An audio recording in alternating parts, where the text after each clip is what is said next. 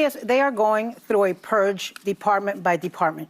They are finding out, you know, who might be doing. I mean, they've been asking people in the different federal departments to basically snitch on each other. Yes. You know, who's a liberal, who's a Biden supporter, who's into equity, yes, and they have been, you know, they have been purging those people, which they told us they were going to do. What's one of the first things he did? That's not 1965. That's 1935. Joey Behar, that's 1935. And we're back to calling everyone Nazis. Welcome to John Mike Keene. Holy sacred cows. These ladies are trying to cling to why each member of The View probably has their job. DEI, which is being purged from our government. Yes, he fired the commandant, the first woman commandant of the Coast Guard.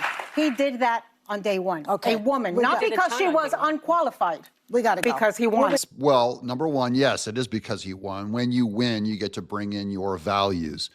Trump's values are merit. That is, can you do the job? And he's going in and firing people who only got their job for other reasons than their merit. Like the first woman commandant, that no longer means that you get to keep your job, nor does it mean that you're doing a good job. And in most cases, it's because they were doing a bad job.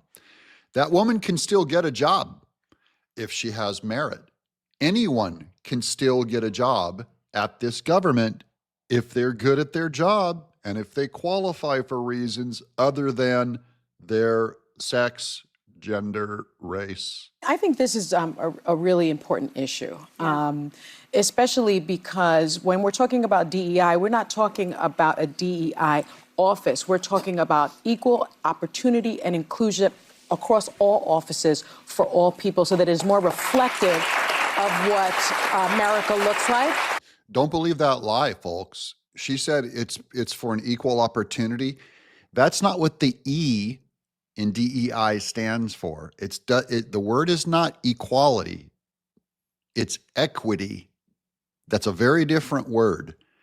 Equity is an equal outcome, not an equal opportunity, but no matter how well you perform, you get the same pay, often preferred for promotions. That's what it means. It's important to know the difference between those words. Diversity, equity, not equality. Because we all like an equality of opportunity, and there are equal opportunities everywhere if you have the skills. This will specifically harm women, right? And it will specifically harm African Americans and Latinos. Does it harm someone to give them a promotion for what they didn't earn? Does it harm your kids to give them rewards when they do bad and then to not reward them when they do good? Because if you're a white person trying to get a job here, you don't get rewarded with a job because they said this slot has to be filled up with, say, 18% this, 50% that. So you're by necessity not going to reward the excellence of white people. The only white people that got preferred were if they were gay. So this is not, this is just a different philosophy is going to run this department because they want different results. And their results are, they don't want a pie chart of what race and nationality or gender has what job. They just want excellence. And if you're excellent and you're gay and you're black or you're a woman, you get the job.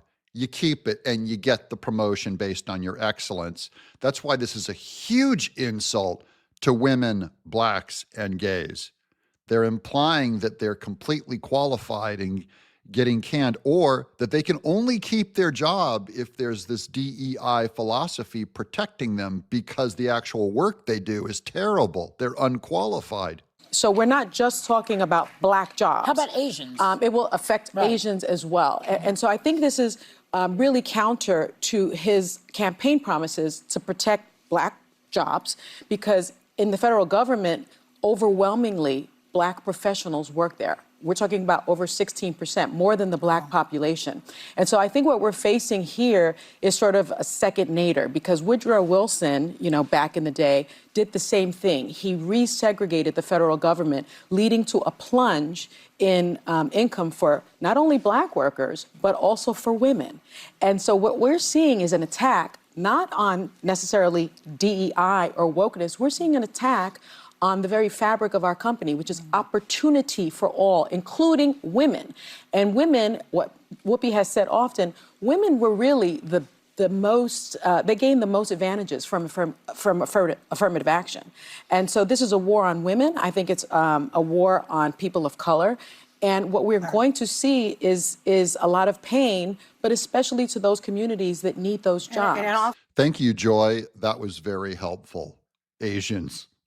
I'm John Mike Keene.